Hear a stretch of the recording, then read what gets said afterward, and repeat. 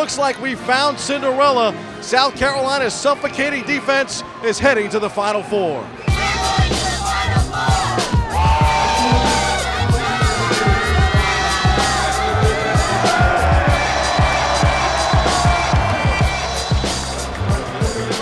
Obviously, you got to feel great about this victory today. Oh, it's just great. You know, we're going to the Final Four. We're the Gamecocks, and we're going to the Final Four. And Coach Martin's done such an amazing job in the short period of time he's been here. And it's just, I mean, it's a proud day to be a Gamecock.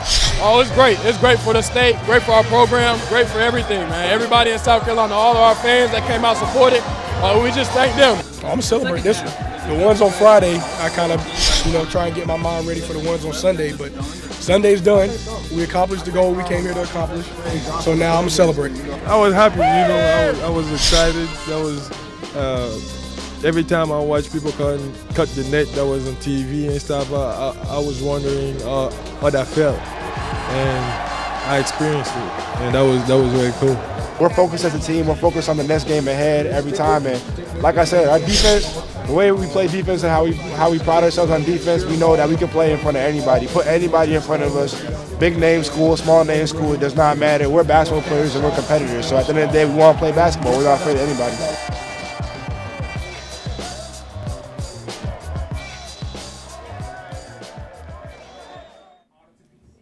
The Final Four is set. The NCAA East Regional was memorable and special. South Carolina enters the Final Four as the underdog darling. We featured New Jersey product Chris Silva in our coverage. The forward is averaging 13 points and 7.7 rebounds during the NCAA tournament. Saturday night in Glendale, Arizona will showcase number 1 Gonzaga against number 7 South Carolina at 6:09 p.m. Eastern Time. Number 1 North Carolina will then face number 3 Oregon at 8:49. Both games are on CBS. My national champion pick UNC is still moving right along, although my Final Four did not include Gonzaga, South Carolina, or Oregon. Go Tar Heels. And I was pretty much on track for not going with the number 1 since we are seeing a 3rd seed and a number 7 in the Final Four. March Madness indeed. From the college hardwood to the NBA hardwood, where the New York Knicks celebrated the 1983-84 team Wednesday at the world's most famous arena as part of their 70th season celebration. Here's a look.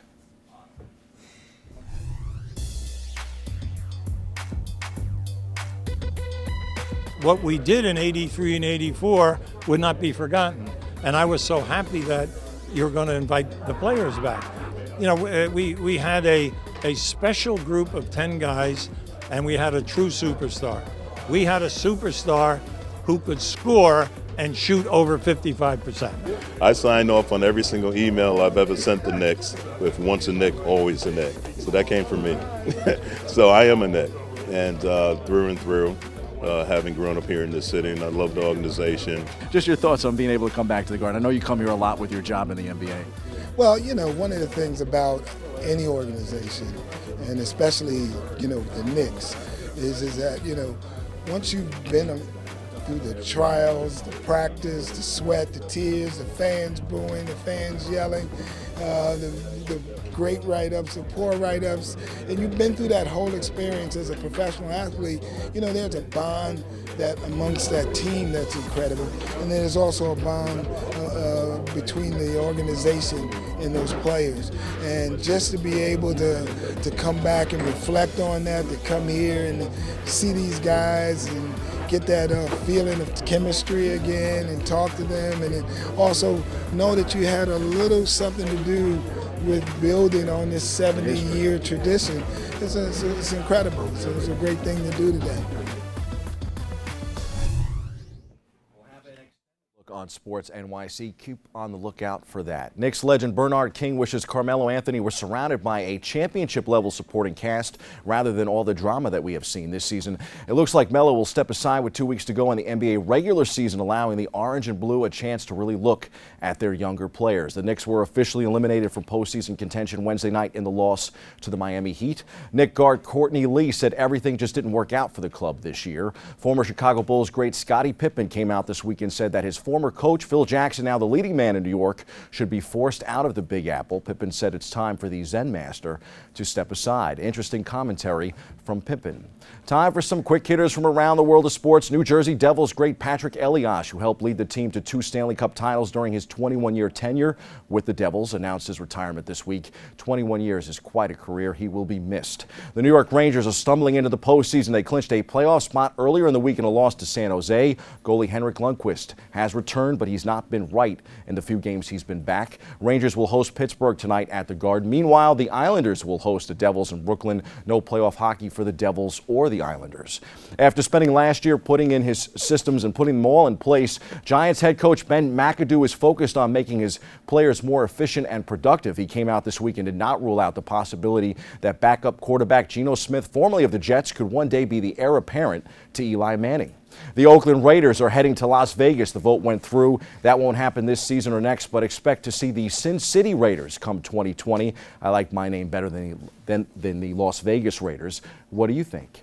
The Brooklyn Nets are closing in on winning the NBA lottery, but that draft choice will go to the already loaded Boston Celtics. The Nets' woeful record will likely earn them the top spot. This is the 4th straight season in which the New York Knicks failed to make the postseason, dating back to the 2000-2001 season. The Knicks have won 1 playoff series, tied with the New Orleans Pelicans for the fewest by any franchise. New York's .418 win percentage in that span ranks 3rd worst in the NBA, ahead of only the Minnesota Timberwolves and the Charlotte Hornets. Knicks are projected to see somewhere around a 4th pick, but definitely in the top 10 in the draft. The basketball tournament, the $2 million winner-take-all summer tournament, will move from New York to Baltimore this year. Carmelo Anthony will host the tournament and played an active role in getting it to his hometown. The Knicks will honor members of their 1999 NBA Finals team on Sunday at Madison Square Garden. Larry Johnson, Allen Houston, Charlie Ward, Latrell Sprewell, Herb Williams, Kurt Thomas, Marcus Camby, and Jeff Van Gundy are all expected. Knicks will be in Miami tonight. Nets are off and will be back in action at home Saturday, welcoming Orlando. The Nets will also host Atlanta at the Barclays Center on Sunday. Both games tip at 6 p.m. in Brooklyn. In soccer, NYCFC will face San Jose on Sunday at 2 p.m. The Red Bulls will have Houston at 8:30 at night. And of course, the Major League Baseball season is officially upon us. The New York Mets will get the first crack in Gotham. The Amazins welcome Atlanta on Monday at 1:10 p.m. for their home and season opener. The Yankees open up on Sunday in Tampa Bay. First pitch for the Bombers is 1:10 p.m. The Pinstripers open up in the Bronx the following Monday. Zach Wheeler coming back from Tommy John surgery, and Robert Gesellman will get the 4th and 5th slots in the Mets starting rotation. Lefty Steven Matz will start the season on the DL. Aaron Judge is the Yankees starting right fielder. Joe Girardi announced in Tampa the 6'7", 285-pound Judge had the offseason backing of owner Hal Steinbrenner and entered Thursday afternoon with a .975 OPS and 58 at-bats. Aaron Hicks will be the team's 4th outfielder. The Yankees believe Luis Severino can be a top-of-the-rotation guy, which is why the competition was always weighted for him to get the 4th spot in the rotation. He will be the 4th starter. The 5th starter will either be Brian Mitchell or Jordan Montgomery. Those are the headlines. We hit the C-list for some Yankee optimism.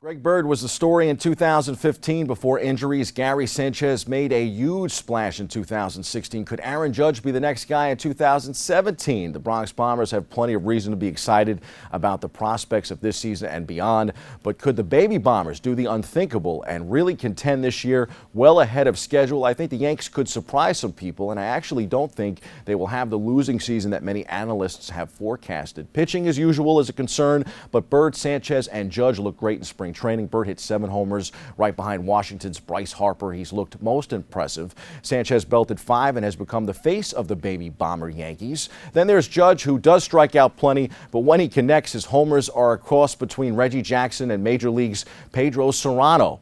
Either way, they are what movie magic is made of. If the rookies keep developing, and there are plenty more on the way, I don't think it's out of the question to dream of a scenario where the Yankees are making real October magic this fall. Share your thoughts with us on social media. That's your sports. I'm Bobby C.